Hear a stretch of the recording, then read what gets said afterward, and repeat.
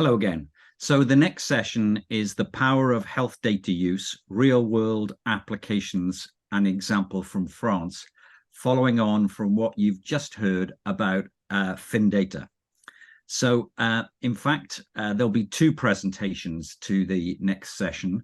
The first will be about the Health Data Hub itself and what it does, followed by an explanation of the health data at EU pilot that the hub is the coordinator of. So it's my pleasure to introduce Mario Jendrossek, who is from the Health Data Hub. He is the European Affairs lead. Mario is the European Projects lead at the French Health Data Hub. He has previous work experience through positions in the areas of health research, health policy in international organizations, public administration, civil society, and the private sector. So a very broad range of experience.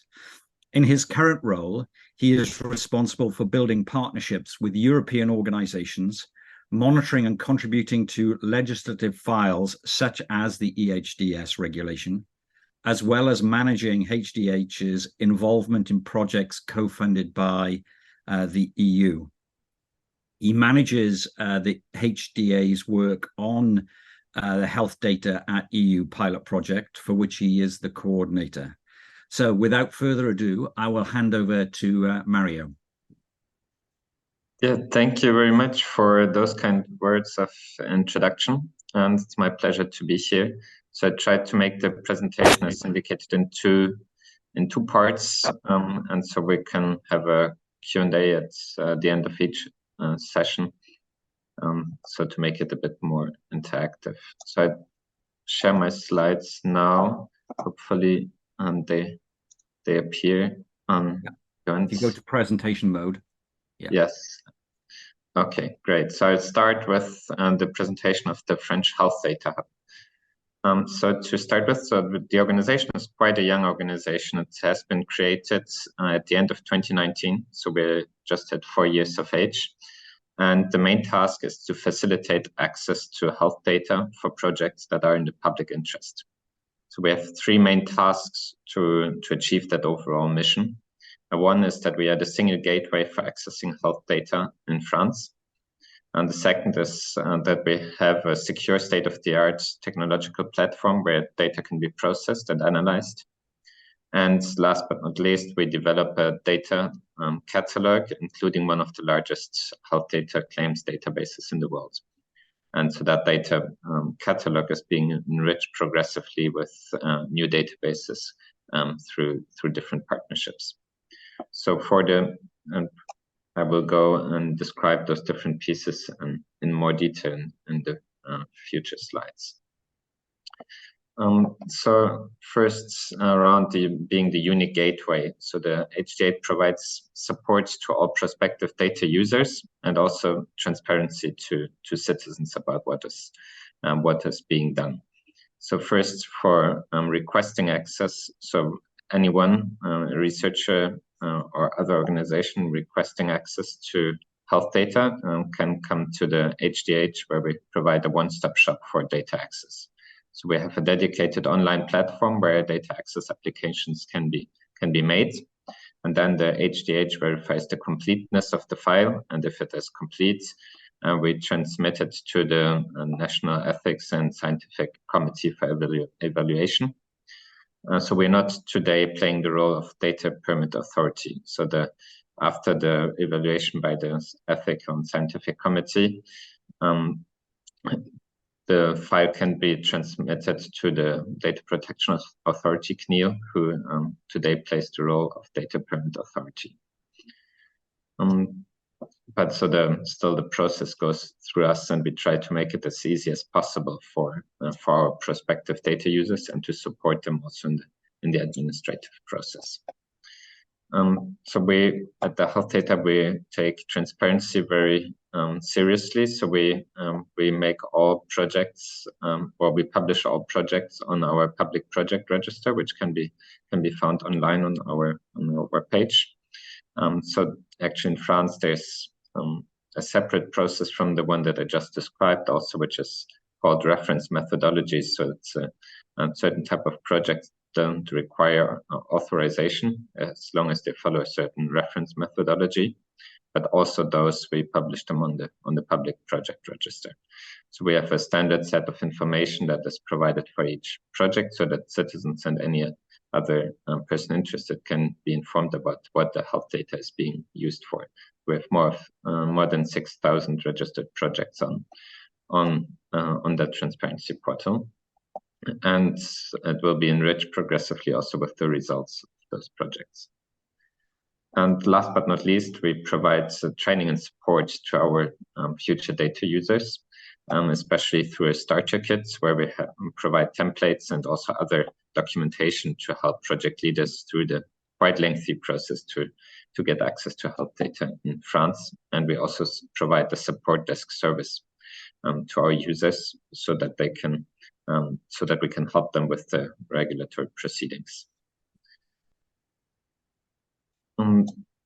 So in terms of the technological offering, we provide really a state-of-the-art secure processing environment if we follow the terminology of the European health data space legislation. And why do we do that? First, because it was a need formulated by the health data ecosystem. So it's often not worth it for an individual data user to build up such a secure processing environment on their side, which is very costly, very lengthy, and also you need to follow quite stringent rules around security. So it can be quite a risky endeavor. So we through the prefiguration phase of the HDH identified that need from the ecosystem, and actually when we launched our first call for projects, we received over 200 candidate projects who wanted to use that technological offering. And so it is not a service or a platform which is supposed to replace all other existing services or technological solutions that exist in France, but it is to complement them. So for instance, there's already a platform provided by the French health insurance for processing some of the medical administrative data. And there's also hospital platforms for processing data that comes from a single hospital or from a hospital grouping.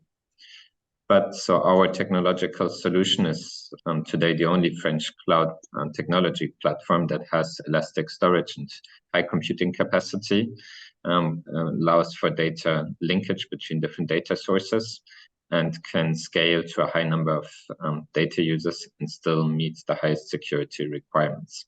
So we're really there to enable those sets of innovative projects like big data projects, data link projects linking several data sets together, requiring really that elastic computing capacity.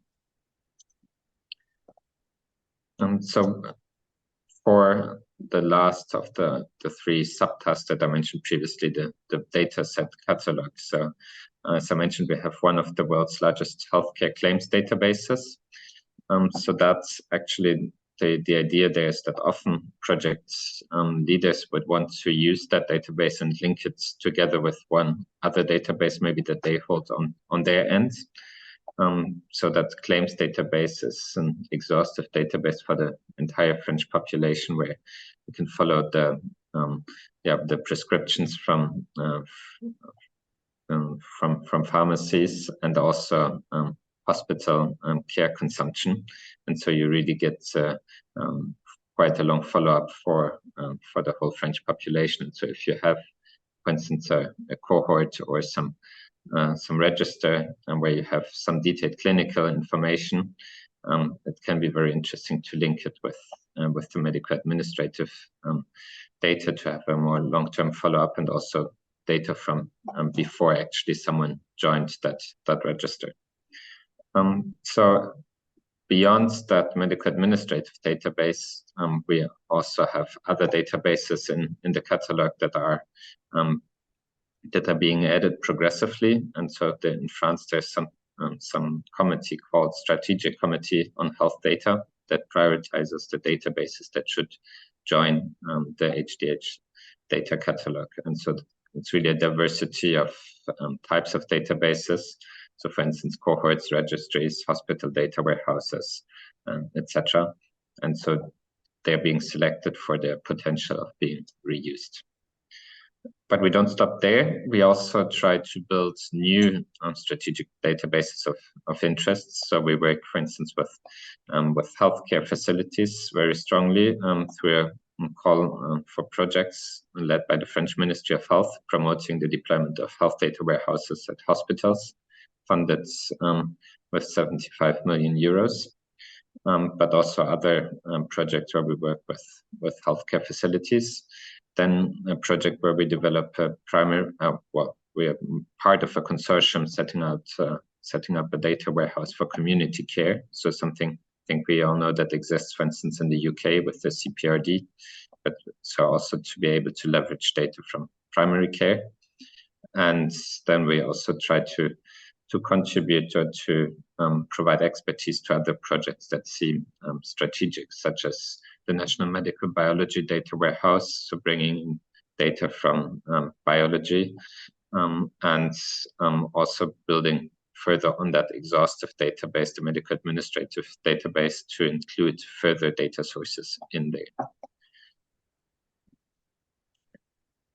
And so today, actually, we also provide services that are not directly taking place or to projects that don't take place on our technological platform. So, for instance, we develop today a metadata catalog providing information not only on the data sets that are included in the HDH data catalog, but also in other databases of interest, and actually that conforms to one of the requirements coming from the EHDS regulation to have a national metadata catalog. And also we try to follow through on the rights of natural persons by developing a form where they can exercise their personal data rights. And last but not least, we are very much interested and invested in and work on interoperability standards. So we, one of the first heavy investments we did on that front was to map the large medical administrative database that I was talking about to the OMAP CDM data formats. So how do we project to the future, and what are really our strategic interests? So we look to supporting innovative projects. So actually not do projects that we have done 20 times already just again, but really think about how we can enable those projects that today are not yet possible or have not yet taken place, and support them with the different offerings that we have and resolve the challenges that those projects still encounter today. So for that, we organize national and international calls for projects, and we will continue to do so. We also try to work together with public and private actors to discuss issues of strategic interests in the area of health data. So for instance, we have been asked by the coordinator of the French National AI Strategy to coordinate an NLP working group. And last but not least, we work very closely together with that strategic committee on health data that I mentioned in regards to our health data catalog, to think about other issues that are strategic for the whole sector of health data, so including questions on financing of health databases and fees for accessing it, access governance, also beyond the national governance pipeline, and what should be minimum data sets at hospital data warehouses and other databases such as registries. And well, I mentioned at the start, but we are very much invested into the link with the civil society. And so actually we have the vice president of the Health Data Hub is the president of the France Asso Santé,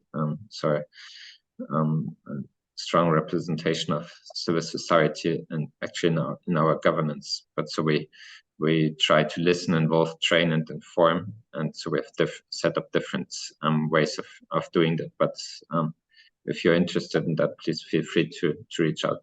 We feel that this a central part of what we're doing, and I think it's also something that the DHSS regulation will look into. And so we've looked also at different European examples, for instance, in the UK, where civil society involvement is also quite present. So that is something that is definitely very important to us. So actually the slide now is slightly outdated because we could in a few days say after 4 years, where do we stand? So we have launched our technology platform in just 1 year, I think, which was quite a success to bring such a difficult technological solution into production so quickly.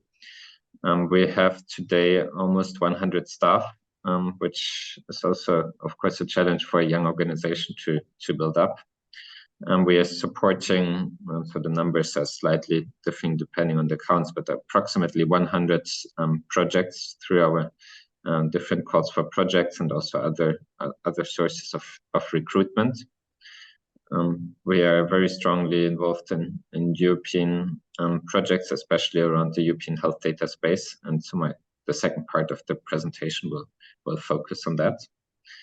With more than 100 active partnerships, so both with data holders, data users, civil society, industry. So partnerships are actually what the Health Data Hub has been created for, because we want to bring the ecosystem together and foster a health data culture in France. We have been, and we hope to continue to be a strong supporter of the constitution of new health databases that are of interest. And we are quite involved in also speaking out and to try to show what we're doing, but also try to show what others in the ecosystem are doing. And so again, try to contribute to that health data culture. And so on the right-hand side, you can see a bit of detail around the project we're supporting. So the actually, you can see that almost more than 70% of the projects that are supported choose to use our technology platform because of the services we described, or I described earlier, that we developed on that platform. But there's also others that we still support, even though they don't use the platform, and there can be very good reasons for it. It's no need to use a very strong cloud technology solution if it's a project not requiring for elastic storage or computing capacities. And so just to conclude on the example of one example project that we are supporting, which is the Hydro project. So it's one of the projects falling into the last category of projects having already provided results. So the Hydro project has been a project to aiming to predict heart failure crisis based on data from connected pacemakers and data from the medical administrative database that I was mentioning previously. So the project has been able to build an AI prediction algorithm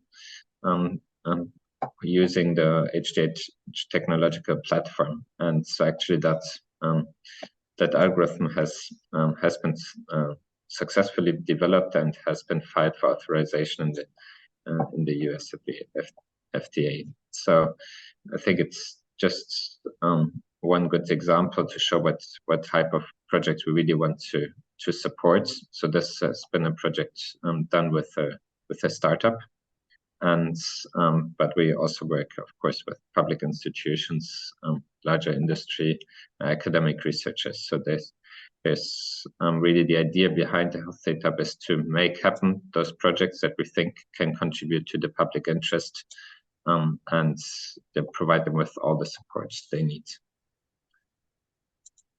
So that is the part on the Health Data Hub. So I would pass it back to Bledin for maybe some questions. Thank you very much. Very informative. The first question we have is, are there certain types of projects that you are most interested in working with? And if we have a project that you would like help with, how do we contact you? So let's say there's several answers to that. I think we're interested in supporting those projects that require support. So that cannot be done without our support, or could only be done with big difficulties without our support. So it's mostly those projects that can have difficulty passing the regulatory stage because they're very innovative. So for instance, the Data Protection Authority might not yet been comfortable with or not having seen those projects in the past. So we will work together with the project to make their case as strong as possible, and also teach them to address those concerns, to take into concerns also the data protection requirements. So to find solutions for that.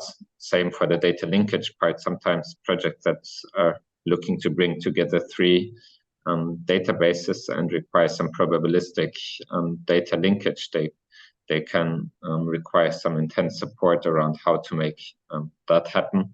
And so we're really interested in making a difference for the projects that need us. But then the second part is really the question of public interest. We want to support projects that can make a difference in the healthcare of tomorrow. So by supporting research and innovation and at places where it makes most sense, and that is why we organize those calls for projects where we specifically set out what we are looking for. So for instance, it can be a thematic or a methodological call, but so there we are really looking to select the most innovative projects and those that can contribute most to the public interest. Then for now, the Health Data Hub has been functioning to support mostly those projects that come in through the calls for projects. But of course, it is foreseen that at least some of the services will be provided to other projects that haven't been selected through calls as well. So the quick answer would be the best way to being supported is by being part of a call for projects, and that way can be provided financial and human, quite strong human resource support. For other projects, the support will be more limited in terms of financial aid or human resources support. But of course, we still want to make give the best services possible, especially around the one-stop shop for data access, where of course all projects and all project leaders, even not supported through a call for projects, can be in contact with us. Okay, so we've got a few other types of questions. So the first one, are companies from outside of France able to access health data through the hub? And can they work on projects that the hub is doing?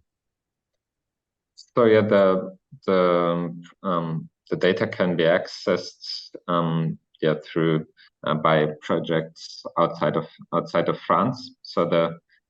But the same conditions apply. So they need to be granted authorization for the project, and then they need to use a secure solution for the data processing. So for instance, it could be the Health Data Hub platform.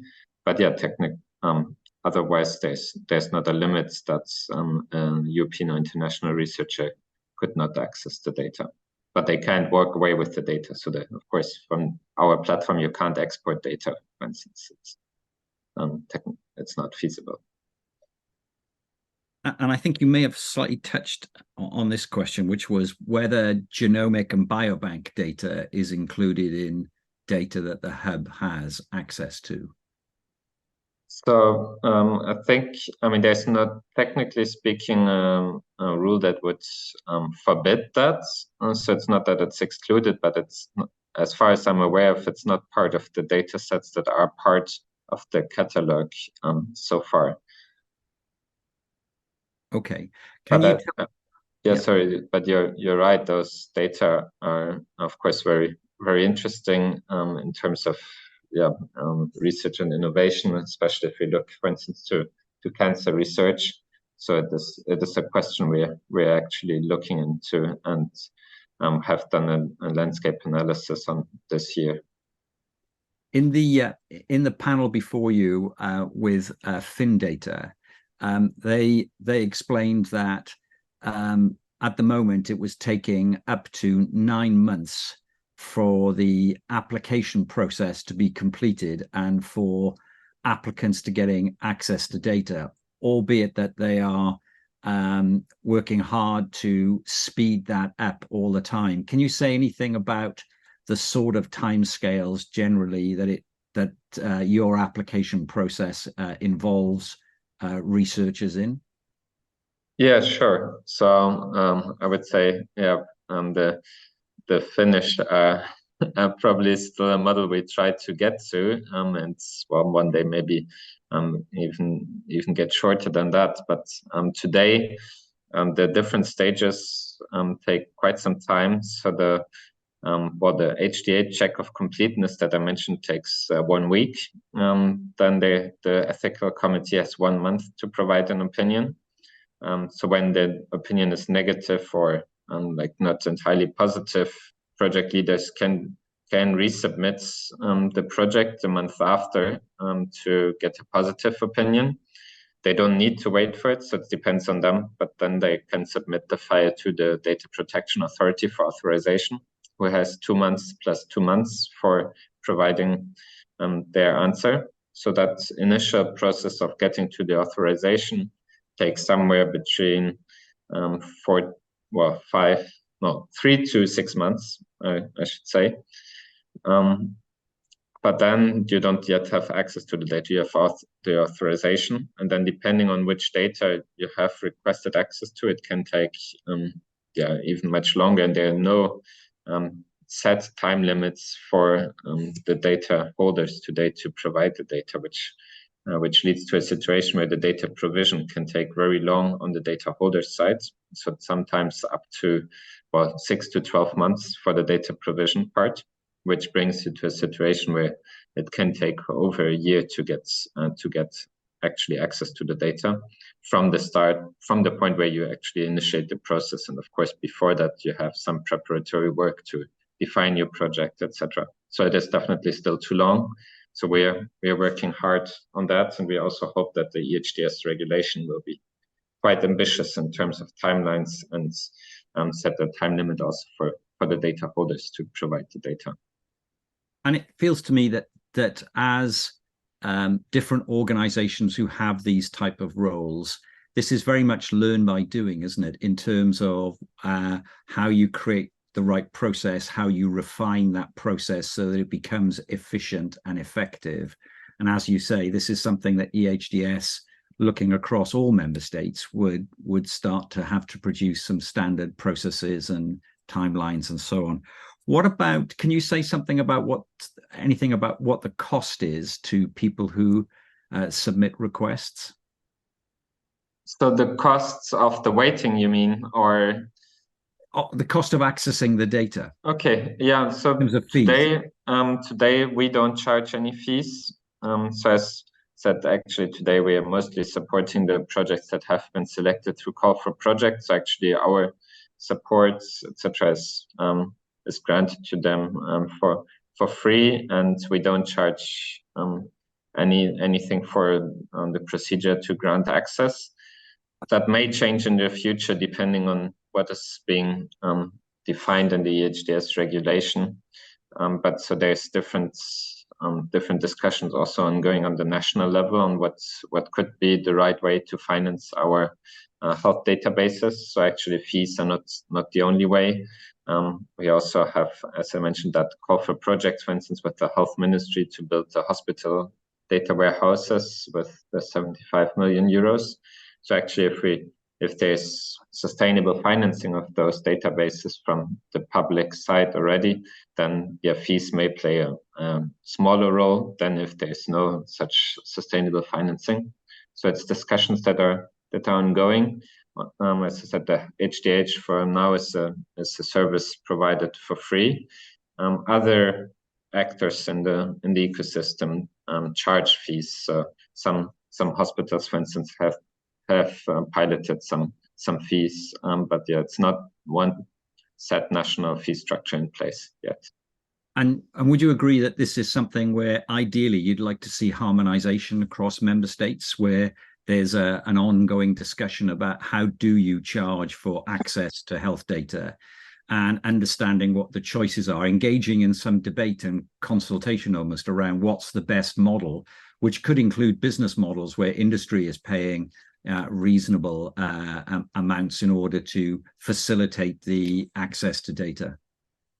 Yeah, no, definitely it's a discussion that needs to take place. I think it's not just a discussion, as I mentioned, about fees. It's also a question around how do we think how can we maintain our health databases, make sure that they're sustainable. So it should be on both aspects. But on the aspect of fees, definitely we require some level of harmonization, because otherwise the DHDS will not be working properly. So where exactly it's going, we look to the legislative process, of course, and the actors are, of course, quite concerned of what comes out of that. But yeah, we're confident that some level, at least, of guidelines or so would be provided, which could be a starting point for refining it at the national level.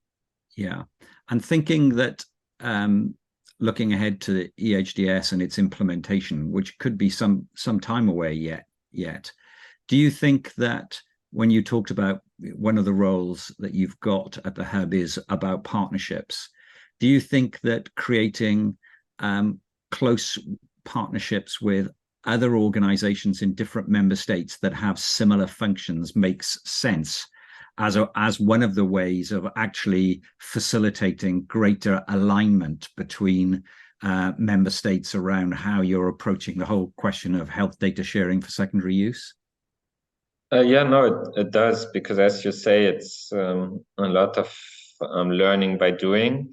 And so actually when we first started working on the Health Data Hub, and in the prefiguration phase before 2019, and also in the startup phase 2019, 2020, actually what we started by doing is look what is out there, what other people have been able to achieve, how have they been able to achieve it. And so we've done some benchmarking there and created the first partnerships also with European organizations. So, and one of the strongest ones actually we have in place is with FinData.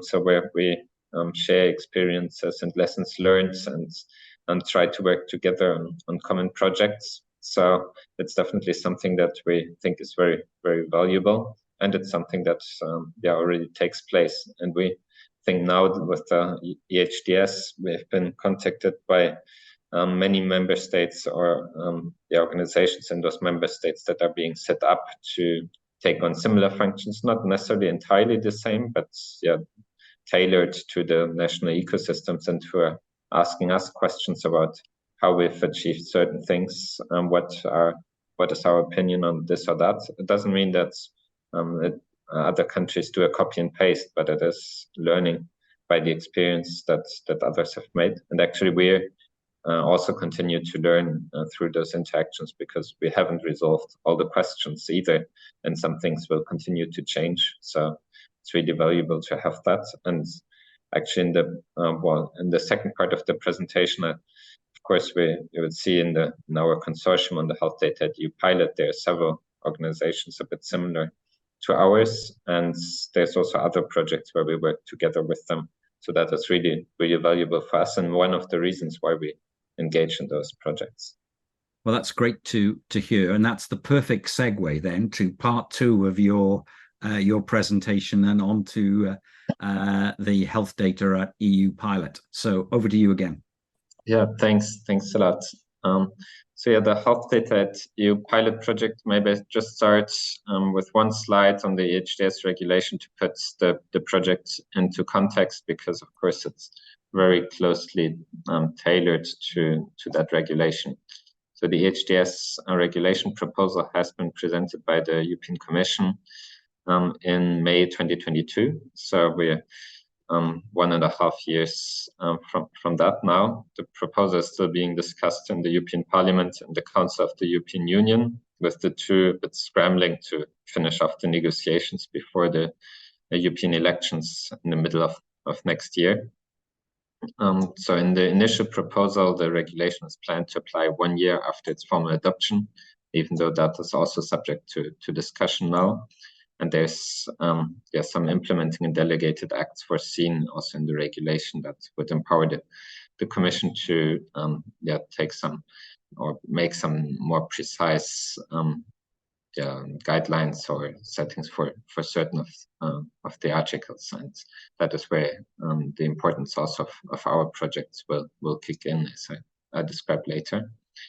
And so the European health data space would be the first sectoral data space in the framework of the European data strategy. And so health data at EU, what is health data at EU? So health data at EU is the foreseeing cross-border infrastructure for the secondary use of health data within Chapter 4 of the European Health Data Space Regulation.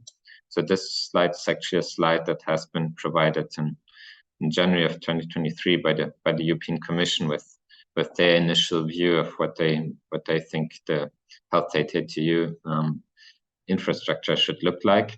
So actually you can see that they foresee that different actors are connected in a network, including the EU agencies, EMA and ECDC, and then the national health data access bodies, so organizations quite similar to the Health Data Hub, who have those SPEs, the secure processing environments in place, and then also other data sharing infrastructures, some of which receive also EU funding. And all of those would also be in contact with European core services or central services that would be provided by the European Commission. And so how would that framework interact with the ecosystem? So the health data access bodies would be in contact with data holders and data users to pretty much carry out that same pipeline of providing access to data that we described for the health data. So for the people who are listening who are not from Europe, can you explain what EMA and ECDC are? Yeah, of course. So two European agencies working in the area of health. So EMA, the European Medicines Agency, more or less equivalent to FDA in the US, and the ECDC, the European Center for Disease Control and Prevention, with functions, of course, not entirely equivalent to, but still a bit to the US CDC.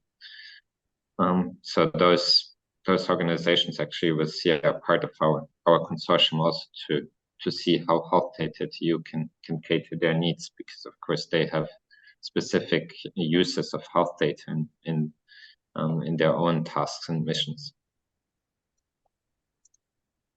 So the Health Data Hub actually is invested in several EU projects related to building up the European health data space, and so to implement or to contribute to the implementation of the European health data space regulation proposal. So the first of those projects was the TEDAS joint action, which was a discussion forum between member states to provide recommendations on how a European health data space could look like and what should be its main components. So more or less a framing exercise, which was concluded in July of this year. It has provided a lot of inputs also to the preparatory phase of the regulation. And then after TEDAS joint action comes the European Health Data Space pilot, or Health Data at EU pilot project, of which the main objective is to create and test the first version of the Health Data at EU infrastructure. So that's the project I will mostly describe here. And then there's, after that, a scale up and implementation phase where actually several projects fit in. There's one, the direct grants, which are actually national projects where each member state could request money to set up a health data access body and to link it up with other European services, including the health data at EU infrastructure, as well as the follow-up joint action from the TEDAS joint action called TEDAS2 joint action, which will be looking to providing guidelines also related to some of the topics and the implemented delegated acts foreseen in the regulation. So the TEDAS2 joint action is currently being prepared under the auspices of the coordinator Citra from Finland, and the direct grant projects also are meant to start in early 2024, with all countries currently in the process of grant agreement preparation with the European Funding Agency. But so the Health Data EU pilot project is really a bit at the intermediary stage of that overall process, to test, to learn, and to provide recommendations, and which will then partly be taken over by the TDAS2 and the direct grant and other projects that are working in the area. So this is, of course, a very simplified schema, because there's plenty of other projects working on secondary use of health data. There's, for instance, the other infrastructures that are currently being set up, the genomic data infrastructure, the European cancer imaging infrastructure. So there's plenty other projects that we interact with. The Darwin EU project by EMA. So we this is simplified. So don't take it for a complete picture. So now to focus really on the Health Data at EU pilot project. So as mentioned, the idea there is really to create something and to learn from it. So it's not to provide general ideas, recommendations, but it is to test something out. And so what do we test out? It's to build a network of data platforms on the European scale that can exchange information between them, and tests a certain number of services that we implement at network level through research and cross-border use cases. So our consortium, so you can see a bit on the right-hand side of the map, but and down there the different logos of the organization. So we have actually 9 countries with similar organizations to the Health Data Hub being included. For instance, FinData, for instance, Cienzano, for instance, the Danish Health Data Authority. So all of pretty much those organizations that at the start or in the planning phase of the project had already been set up and provide certain services to users. Then on top of that, we have those European agencies, EMA and ECDC, and we have a number of European research infrastructures. So we have Elixir, we have PBMI, we have eBrains, because they, of course, also have certain stakes in the European health data space. And so the project tries to provide the first user journey of the EHDS to prospective data users. So the idea is that the project will try to provide initial services throughout the user journey to help users reuse data at the European scale. So starting with data discovery. So on data discovery, for instance, we develop a common descriptive metadata standards called Health DCAT AP. So it's an extension of the DCAT AP metadata standards specific to health data. And that standard, we will then implement it in the data platforms involved in the project in order to be able to have an interoperable metadata catalog at the European level.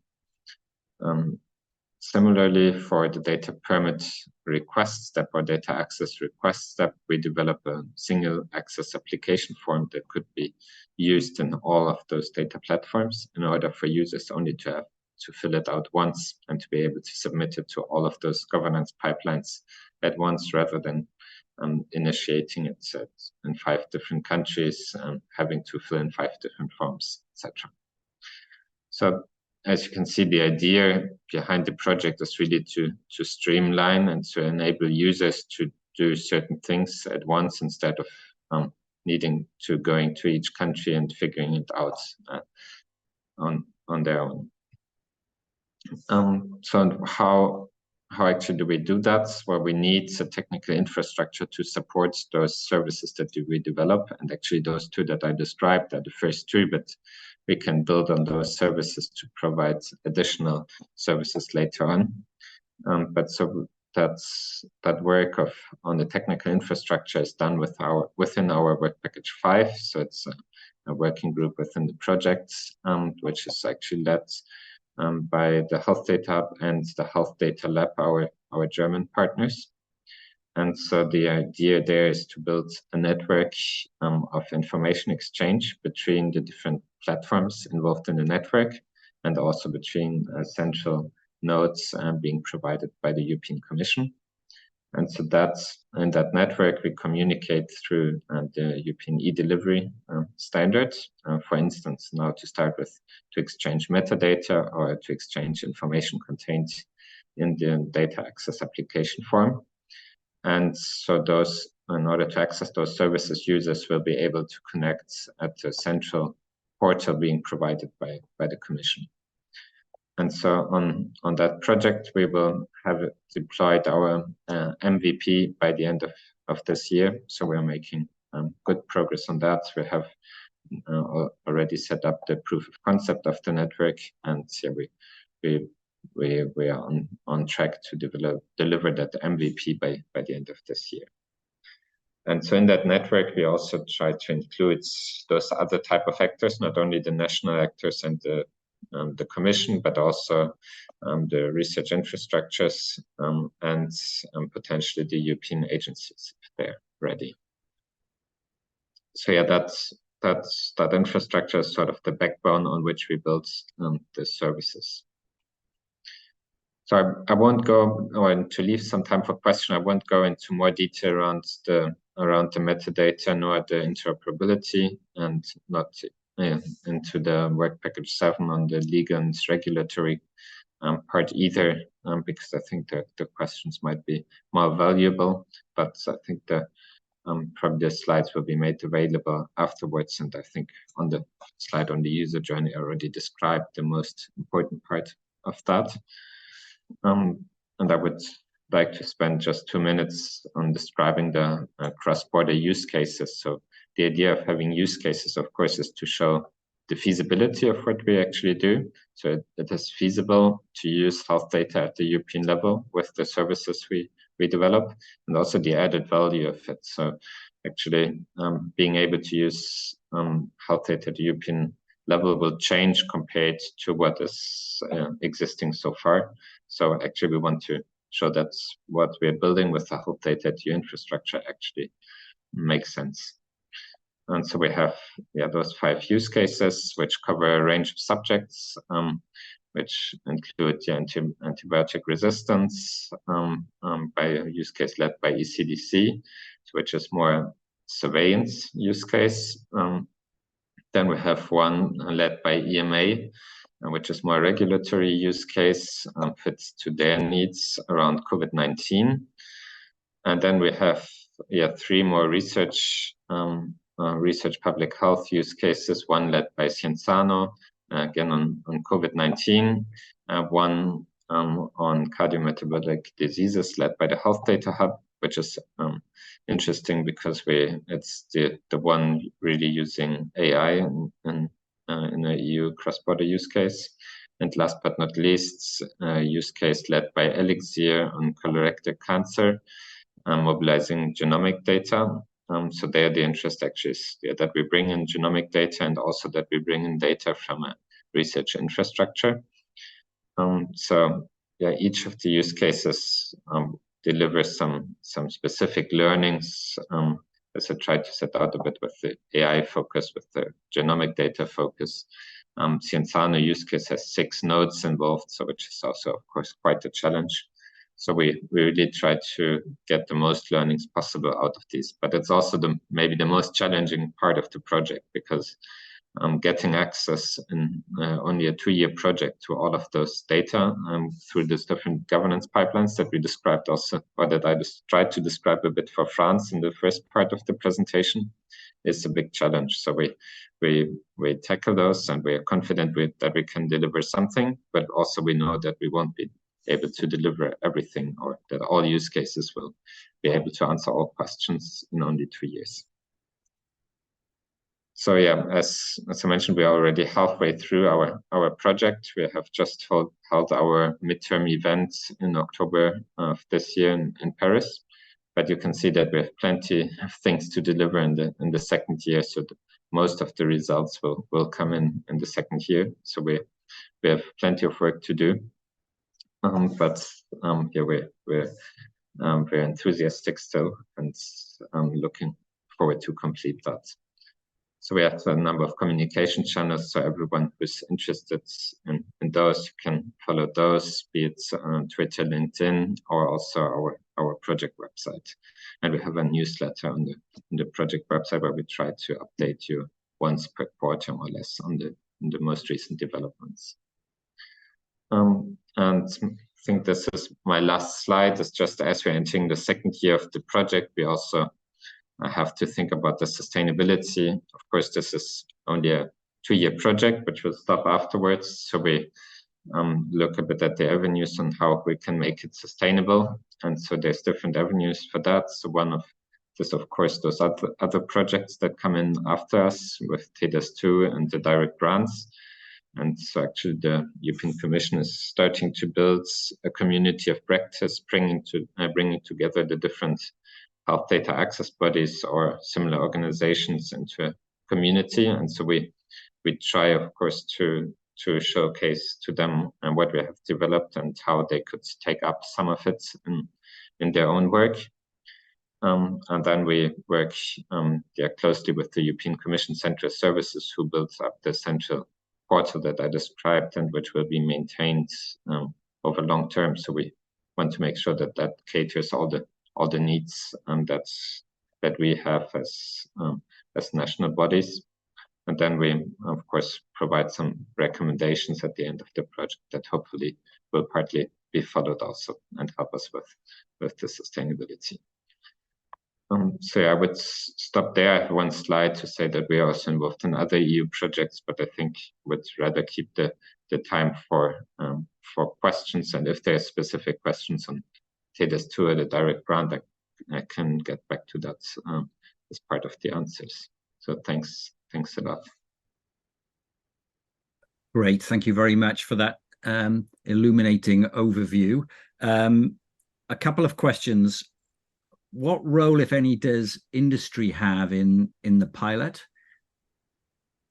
Yeah, so the core conditions did not allow for industry to be a consortium member, but we have an external advisory board with experts for each of the work packages, and industry is represented in there. And so each of the work packages has interactions with that external advisory boards. And we also have those yearly stakeholder meetings where we bring together the stakeholder community, and everyone can be updated, but also give their inputs. Again, if people have questions about the pilot, I'm guessing on your the project website, there's probably a generic email that they can use to ask those questions. Would that be right? Yeah. So actually on the slide that I'm just have that the address is also on there, but you can reach out also over LinkedIn or Twitter. The messages will come to us, and happy to engage. Okay, great. A question about funding of EHDS. So it's asking whether there's a role for business models which would allow industry to contribute to the investment in EHDS infrastructure. So depends probably on what infrastructure we're talking about. So for the infrastructure here on the secondary use, which is like the connections between the different national platforms, I guess, so industry or certain service providers will be tasked by the national bodies to develop certain services, be it a secure processing environment, be it other services that they need to provide. Same as for the central services from the European Commission, who will also be in touch with the external service providers to build those. So their industry definitely has a role to play, but then they will not be the ones running that infrastructure. So the ultimately responsible for it will be the health data access bodies, the European Commission, etc. However, then of course there's other actors who play a role, like as data holders and data users, and their industry and other actors have have an entire role to play. They can set up health data warehouses to make data available that they hold through their other activities, for instance. And so those can then be connected to the health data to your infrastructure. So I hope I've answered that question. Yeah, thank you. I'm just looking at some of the latest questions coming in from the audience. It is early still. What are the other critical factors and key lessons learned from the pilot pod project that can facilitate the successful scaling to other European Union countries? So I think we see that the technical part is not the most difficult part. So I think what is most difficult is getting the governance rights, agreeing on certain standards and make sure they're used by all the actors, gets also different communities on board, both the health community, but also the research community, the innovation community. It's not, those communities are not always well connected, not always aware of what the other part of the community is doing. So for instance, on the European level, there's quite a lot of investments through EHDS, but there's also through EOSC, and those are not necessarily always well connected, and the connections are being made, but it takes time, especially to get them down to the individual practitioners or researchers. So we think those are the main challenges: governance and communication and synergy, alignment, coordination would be the two main challenges for me. And if you had one wish for the EHDS, what would that wish be? So I think already it would be good to adopt it before the elections. Of course, not at all costs, but it's quite a risk, of course, to delay it beyond the elections. I think we already see that shift of attention to other topics with AI, generative AI, etc. But actually, those new opportunities and challenges, we need to have a basis from which to start to tackle them, and EHDS can be one answer to that.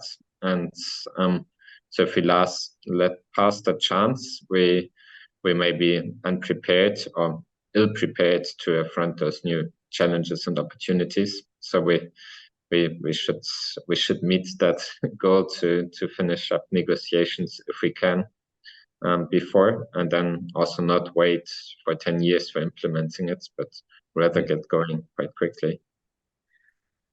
And with that, we draw to an end, and it just I would just like to say a great deal of thanks for giving up your time and your knowledge and expertise to inform today's summit. So Mario, thank you very much indeed.